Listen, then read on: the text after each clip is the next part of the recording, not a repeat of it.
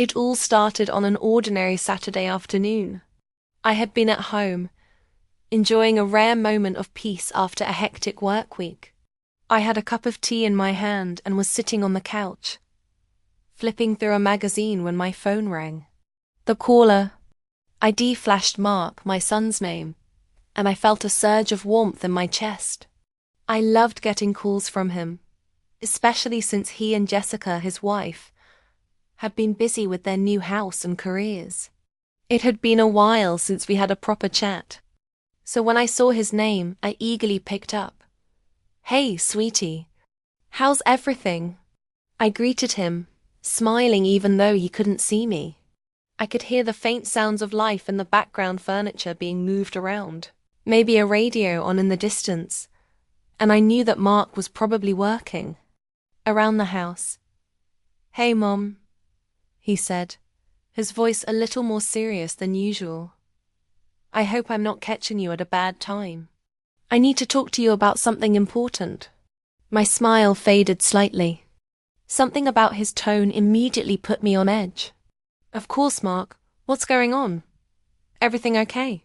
"Well, I've been talking to Jessica, and we've come to a bit of a crossroads. I need to ask you for something. And I know it's a lot, but I didn't know who else to turn to," he said, his voice hesitant. I felt a pang of worry in my stomach.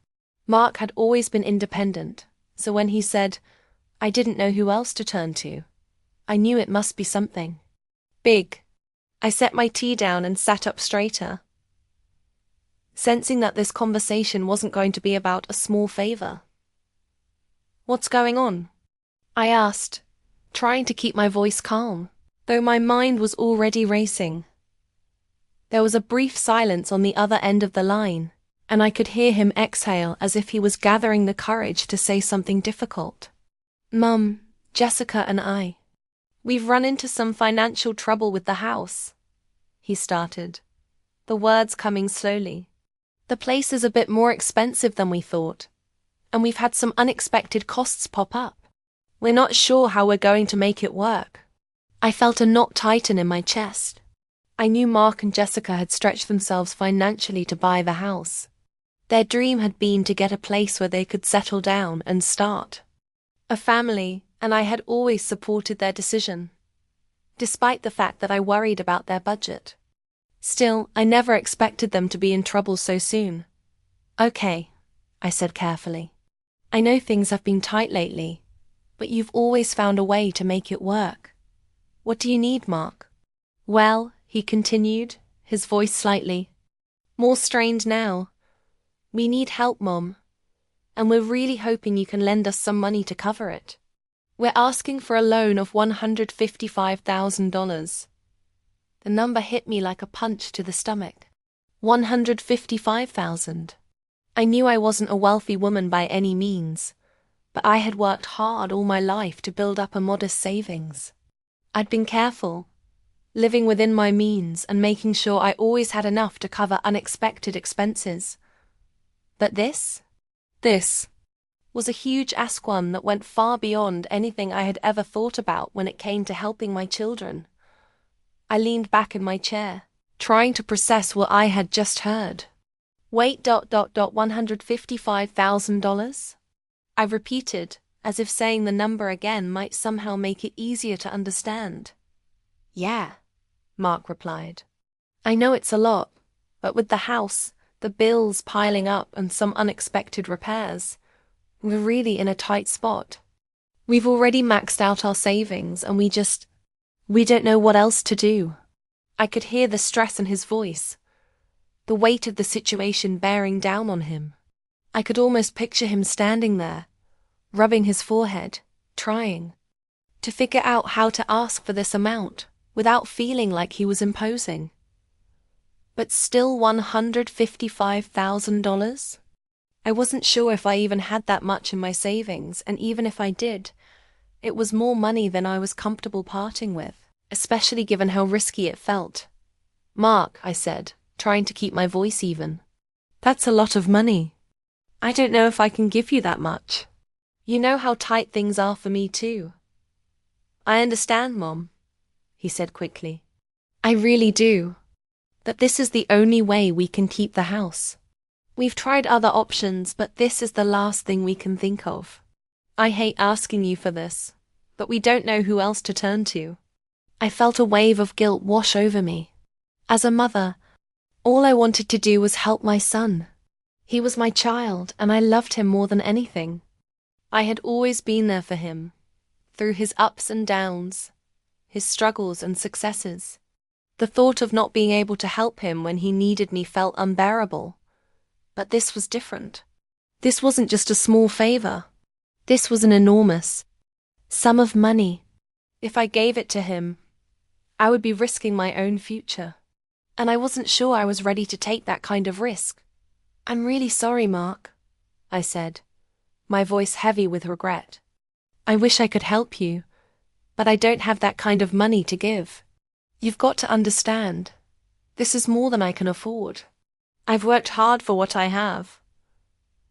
And I can't just part with that much, especially when I'm not sure. What's going to happen next with my own future? There was a long silence on the other end of the line. Mark didn't say anything for a few moments, and I could feel the weight of the conversation pressing down on us both. Finally, he spoke again, his voice soft. I understand, Mom. I really do. I guess I'll figure something out. Thanks for listening.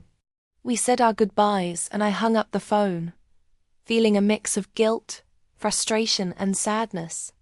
I knew I had made the right decision.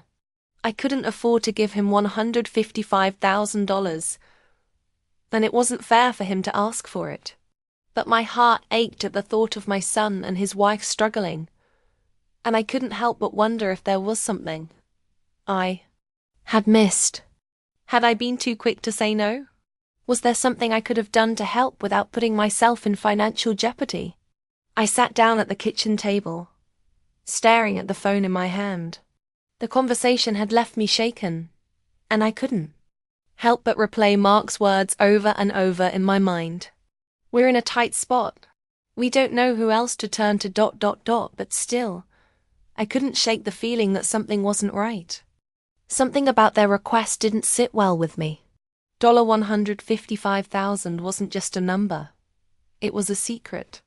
A secret I wasn't yet aware of, but I was about to uncover in a way I never expected. 2 days had passed since I had refused to give Mark the $155,000. The decision weighed heavily on me, not because I doubted it was the right choice, but because I knew it was hurting my son. Mark had always been someone I wanted to support, someone who had always turned to me when he needed help. Saying no felt like I was turning my back on him in a moment of crisis, even though I knew it was the responsible thing to do. But that evening, as I settled into my routine, I began to feel restless. I couldn't shake the feeling that there was more to this request than just financial need. Mark and Jessica had always been responsible. And yes, they were dealing with a new mortgage. But $155,000 felt like an exaggerated number, especially when I knew they hadn't seemed to have that much trouble before. Something was nagging at me, a sense that I was missing a bigger picture. They hadn't been entirely open with me about the details, and though I didn't want to pry, I couldn't shake the feeling that there was something I wasn't being told. The next day I called Mark again. He picked up right away, but his voice didn't sound as calm as usual. Hey, Mom, he said, sounding a little distracted. What's up? I just wanted to check in, I said carefully. I've been thinking about everything you said the other day. Are you sure there's nothing else you can do before asking for that amount? I can't help but feel there's more going on here than just your house. I could hear him shift uncomfortably on the other end of the line. Mum, we're fine. I told you, it's just the house and some other things that came up. We'll figure it out. Don't worry about it. His words didn't reassure me. There was an edge to his voice now, and I could tell he was trying to avoid the real issue. I pushed a little further. Mark, I'm not trying to pressure you, but I just need to know, are you and Jessica in some kind of financial trouble? You're not telling me everything, and I just want to understand what's going on. There was a long pause. I could hear him breathe, as though he were debating whether to tell me the truth. Finally, he sighed. We're fine, Mom. Really. Please don't worry. We're working on it. Before I could respond, I heard the doorbell ring in the background.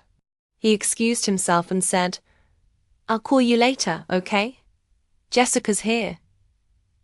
I'll talk to you soon. All right, Mark, but don't keep things from me. You know you can always come to me if you need help. He promised to call me later, but the conversation ended abruptly, and I was left feeling more uneasy than ever. Something wasn't right, and I couldn't shake the feeling that Mark and Jessica were hiding something. The coffee that revealed their secret 2 days later. I was at home, going through some paperwork, when I decided to stop by Mark and Jessica's place for a visit. The unease that had been growing within me over the last few days pushed me to take action. I hadn't seen Jessica much lately, and I was hoping a visit might help clear the air and give me a better understanding of what was really going on. I called ahead to make sure they were home. Mark answered the phone, sounding a little surprised, but still cordial.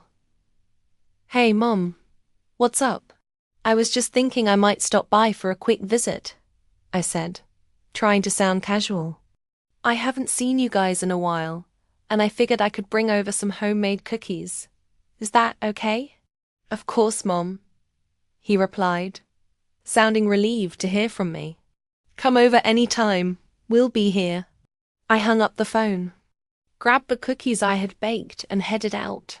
When I arrived, Mark was already waiting for me at the door, smiling as usual, though there was something off about the way he greeted me. He was trying to be warm, but there was a sense of tension in his eyes that I hadn't seen before.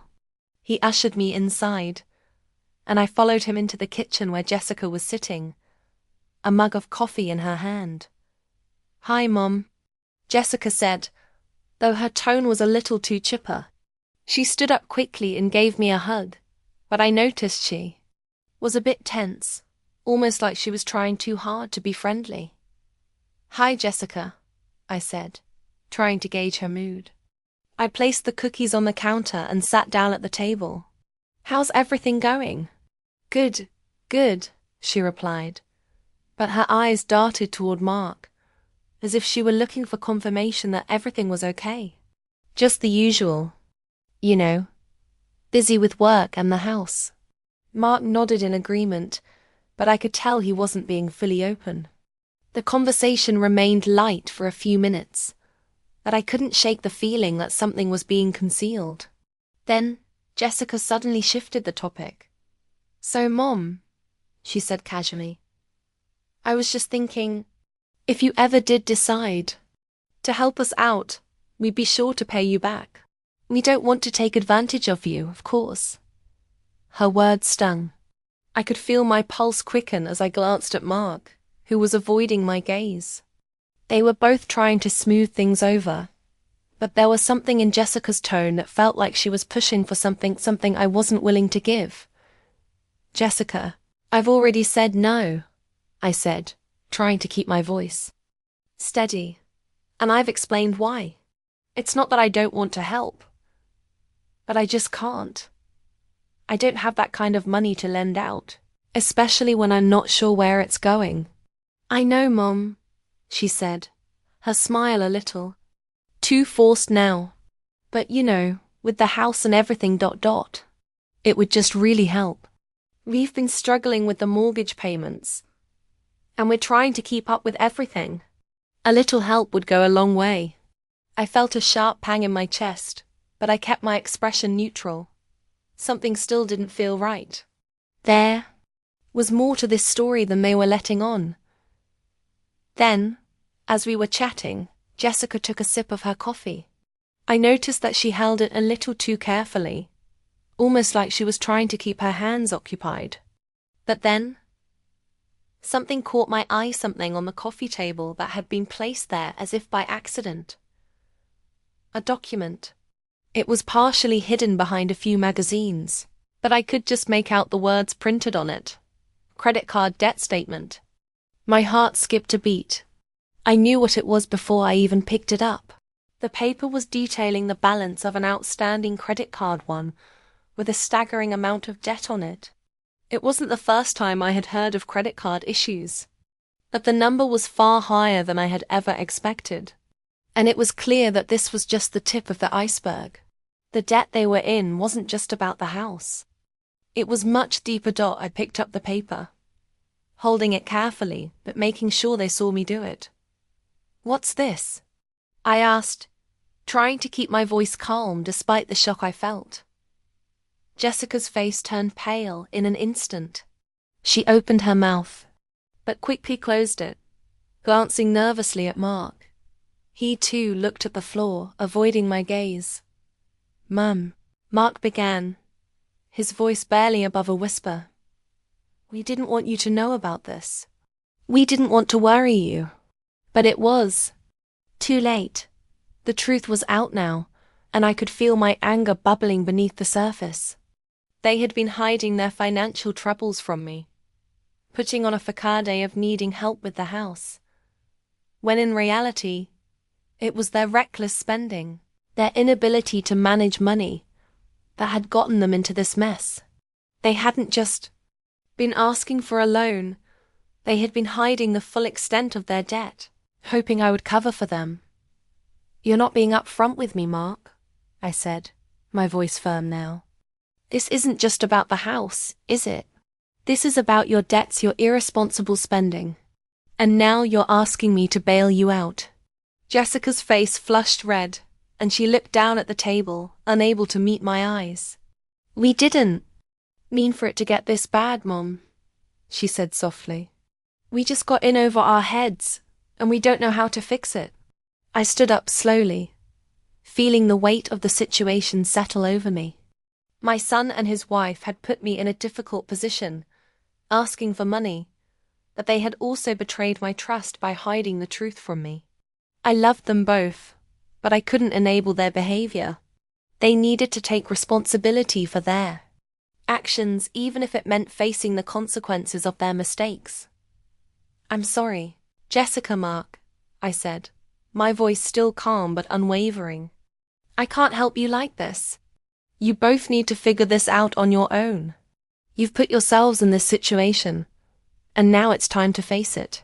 They both sat in silence, looking like children caught in a lie, but I knew that this was the only way. I couldn't be the safety net for their poor decisions any longer. The tension in the room was palpable. I stood there, staring at the credit card debt statement in my hands, feeling a mixture of disbelief and disappointment. My mind was racing, trying to make sense of everything. Mark and Jessica had been so careful to hide the extent of their financial troubles, only now revealing the truth because I had stumbled upon it. The secret they had been keeping from me was more than just a financial mistake. It was a pattern of irresponsibility and secrecy that stretched beyond what I could have imagined. I placed the paper back on the table slowly, trying not to let my emotions take over. I had always prided myself on being a supportive mother, always there when my children needed me. But this was something else entirely. It was one thing to ask for help in a moment of crisis. It was another to hide the true nature of the crisis and manipulate me into stepping in without fully understanding the depth of their problems. I took a deep breath, trying to steady my nerves, and then looked at Mark and Jessica. Mark's face was flushed, and he was staring at the floor, his hands gripping the sides of the chair, as though he was trying to anchor himself.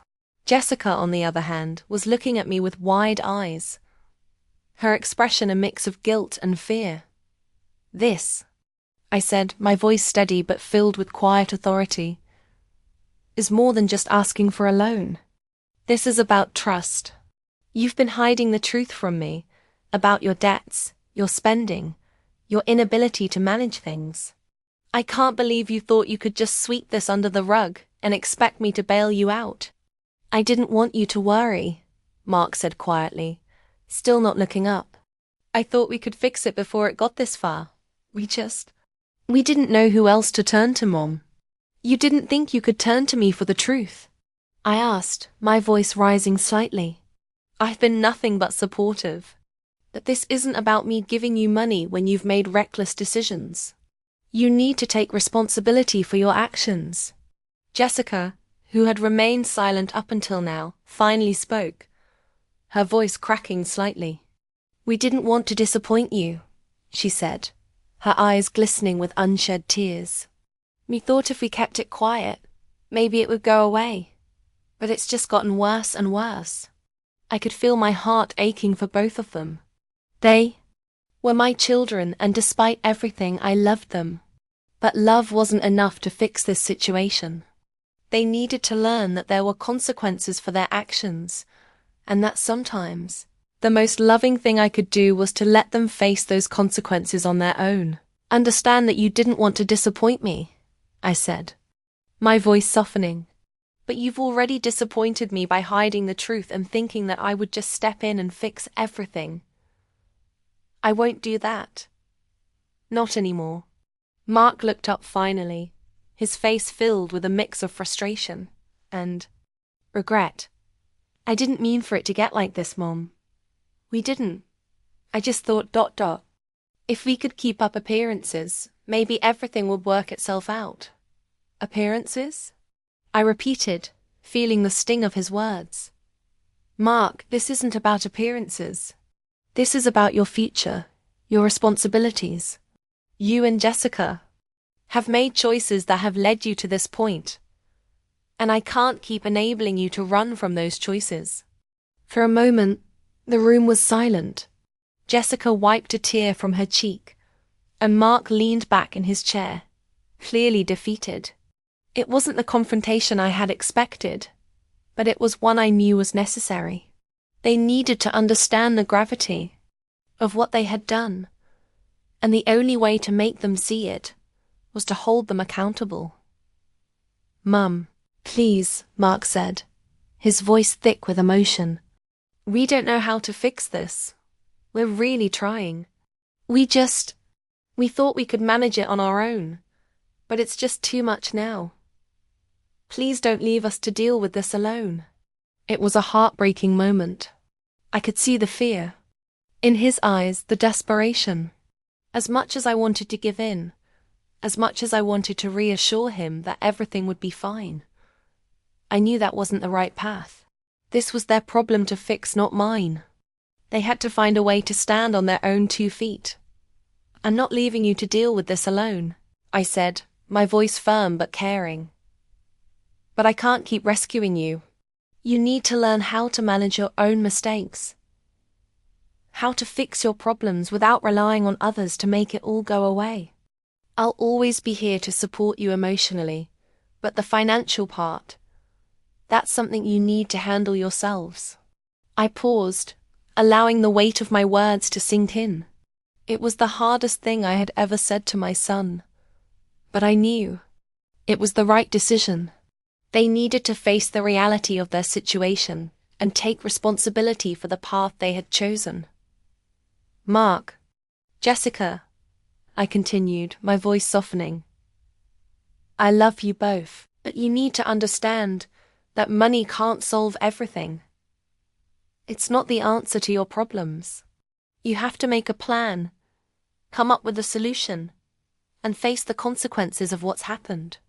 I'll be here to help guide you, but I can't keep carrying this burden for you. Mark nodded slowly, his eyes filled with a mix of gratitude and regret. I understand, Mom, he said quietly. We've really messed up. I'm sorry. Jessica, too, nodded, her eyes still damp with tears. I'm sorry too. We didn't mean to put you in this position. I know you didn't mean to, I said, my tone softening. But now you need to make things right, and I'll be here to help you find a way forward. But this is the last time I'm bailing you out. We sat in silence for a few moments, the weight of the conversation hanging in the air. There was no easy fix, no magic solution. The only way forward was for Mark and Jessica to take responsibility and make the difficult choices necessary to get out of debt. It would be a long road, but I knew they could do it. They had to. The aftermath and the weeks that followed, I kept in touch with Mark and Jessica, but I made it clear that I was not going to be financially involved in their struggles. I could offer advice, emotional support, and guidance, but the money was off the table. To my surprise, Mark and Jessica began to take their situation more seriously. They sought out financial counseling, reworked their budget, and started cutting back on unnecessary expenses. Slowly but surely, they began to make progress. It wasn't easy. There were moments of frustration, times when they felt overwhelmed by the enormity of the situation, but they started to face the reality of their choices, and I could see the growth in both of them. They weren't asking for money anymore. They were asking for help in a different way, help that would empower them to change their lives rather than just provide a temporary fix. I had made the right decision, no matter how difficult it was. In letting them face their own mistakes, I had given them the chance to truly grow. And as much as it hurt to see my son struggle, I knew that he and Jessica would come out of this stronger, wiser, and more prepared to handle whatever life threw their way. In the end, that was the greatest gift I could give them. The lesson that sometimes love means stepping back and allowing them to stand on their own, even when it's hard.